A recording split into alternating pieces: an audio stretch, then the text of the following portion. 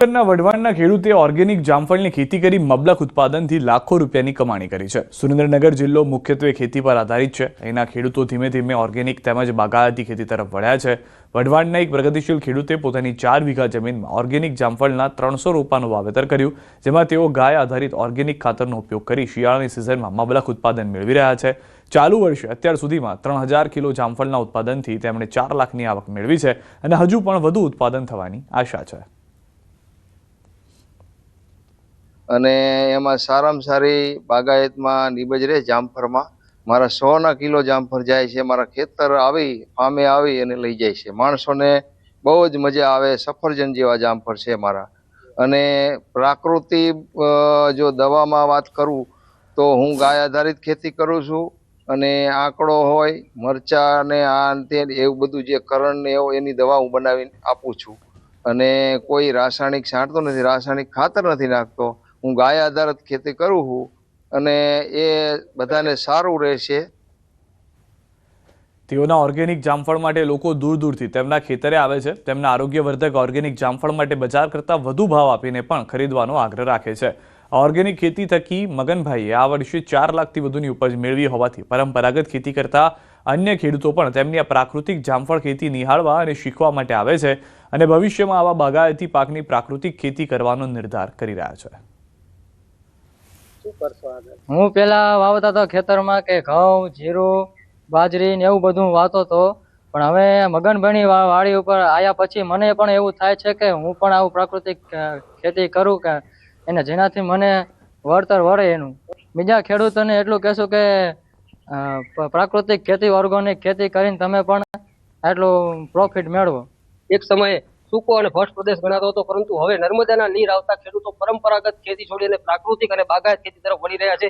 વઢવાણ તાલુકાના જે પ્રગતિશીલ ખેડૂત છે તેને 4 વીઘા જમીનમાં અંદાજે 300 થી વધુ જે છે એ પ્રાકૃતિક જામફળની સફળ ખેતી કરી અને અન્ય ખેડૂતોને પણ નવી રાહ ચીંધી છે। માત્ર 4 વીઘા જેટલી જમીનમાંથી આ ખેડૂત દ્વારા વર્ષે અંદાજિત 4 થી 5 ટન જેટલા જામફળનું ઉત્પાદન કરી અને 4 થી 5 લાખ રૂપિયાની છે એ મબલખ આવક મેળવી રહ્યા છે। ત્યારે અન્ય ખેડૂતો પણ આજે પરંપરાગત જે છે કપાસ, ઘઉં, જીરું સહિતના પાકોનું વાવેતર છોડી અને અન્ય ખાસ કરીને પ્રાકૃતિક અને બાગાયત ખેતી તરફ વળે તેવું ઉત્તમ અને ઉમદા ઉદાહરણ પૂરું પાડ્યું છે। અક્ષય જોશી, મહુવા તાલુકાનું ખાટસુરા ગામ, જ્યાં લોકો હજુ પણ વિકાસની વાટ પકડીને બેઠા છે। તરડી ગામ સુધી પહોંચવા માટે સ્કૂલ જતા નાના બાળકો, ઇમરજન્સીમાં હોસ્પિટલ જતા દર્દીઓ હોય અથવા રોજિંદા મહેનત માટે નીકળતા લોકો હોય, આ બધાને મજબૂરીએ નદીના ઊંડા પાણીમાંથી પસાર થવું પડે છે।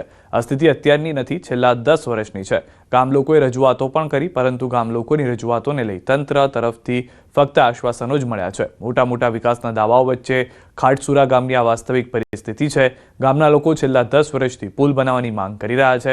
વળી ચોમાસામાં સ્થિતિ વધુ બગડી જાય છે, તેથી તંત્ર આળસ મરોડી ગ્રામજનો સામે જુઓ તેવી લોક માંગ ઉઠી છે।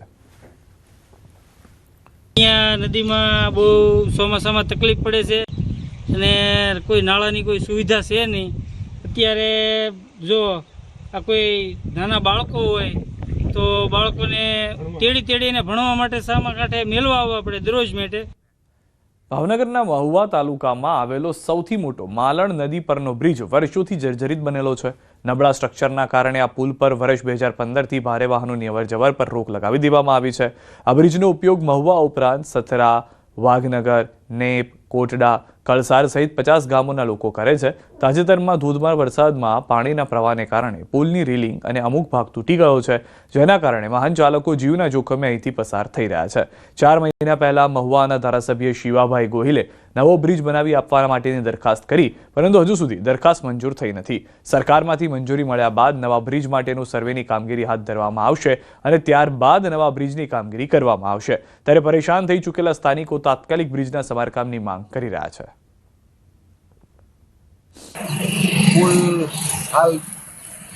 પુલની હાલત ખૂબ ખરાબ છે। પુલ તૂટી ગયો છે। રાતના કોઈ વાહન નીકળતું હોય તો પુલથી નદીમાં ક્યારે આવી જાય કઈ ખબર નથી પડતી। આડી દિવાલ નથી, કોઈ સુરક્ષા નથી, એટલે તાત્કાલિક આ પુલનું કામ શરૂ થાય।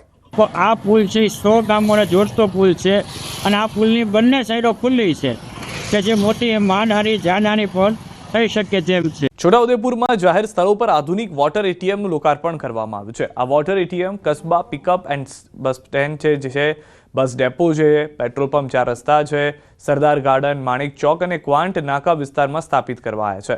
સાંસદ જશુભાઈ રાઠવા અને ધારાસભ્ય રાજેન્દ્રસિંહ રાઠવાના હસ્તે આ સુવિધાનો શુભારંભ થયો છે. આ વોટર એટીએમ ખૂબ જ નજીવા દરે સેવા આપશે.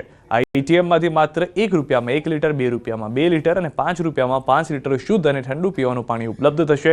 નગરપાલિકાએ નાગરિકોને શુદ્ધ પીવાનું પાણી પૂરું પાડવા માટે એક મહત્વપૂર્ણ પહેલ શરૂ કરી છે. વોટર એટીએમ ₹1 અંદર 1 લીટર આરો પાણી, ₹5 અંદર 5 લીટર અને ₹10 અંદર 20 લીટર.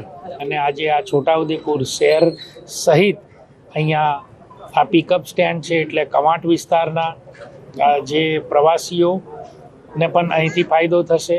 ડ્રિંકિંગ વોટર એટીએમ જે નગરની અંદર 10 મંજૂર થયા છે. આજે પ્રથમ ચરણની અંદર 6 વોટર એટીએમ રાજ્ય સરકારની દેન છોટાઉદેપુર નગરપાલિકા નગરની અંદર આ ડ્રિંકિંગ વોટર એટીએમ નાખી રહી છે. કોંગ્રેસના સુપડા સાફ થઈ ગયા છે. દેશની જનતા કોંગ્રેસને સ્વીકારતી નથી. બિહાર પછી બંગાળ અને તમિલનાડુનો વારો છે. વિપક્ષ પર વરસ્યા અમિત શાહ. અમદાવાદના ગોતામાં અમિત શાહનું સંબોધન. મહારાષ્ટ્ર, હરિયાણા, દિલ્હી અને છેલ્લે બાકી રહી ગયું હતું તે બિહારમાં પણ કોંગ્રેસનો સફાયો થઈ. 2/3 બહુમતીથી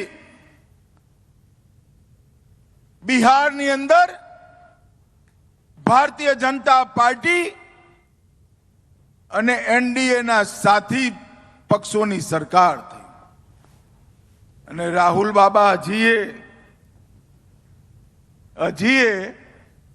ક્યારેક ઈવીએમ નો વાંક કાઢે, ક્યારે મતદાતા સૂચિનો વાંક કાઢે. રાહુલ બાબા ના ઈવીએમ ખરાબ છે, ના મતદાતા સૂચિ ખરાબ છે. દેશની જનતા કોંગ્રેસને સ્વીકારતી નથી, કોંગ્રેસના સાથી પક્ષોને સ્વીકારતી નથી. એનું આ પરિણામ.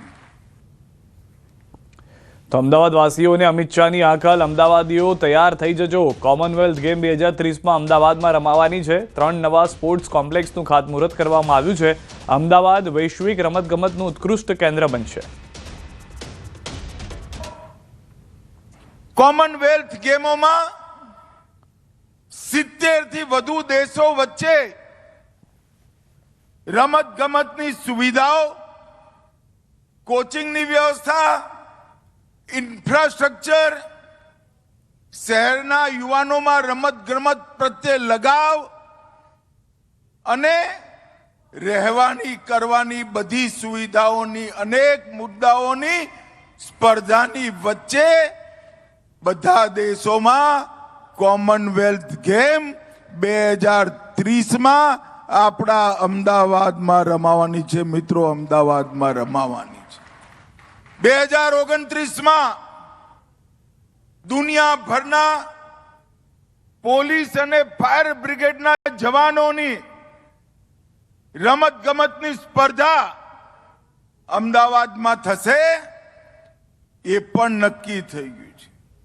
13 આંતરરાષ્ટ્રીય રમતોની સ્પર્ધા આપણા અમદાવાદમાં થવાની છે. અને મિત્રો, તૈયારી રાખજો અમદાવાદ વાળા. 2036માં ઓલિમ્પિક પણ અમદાવાદમાં જ આવશે.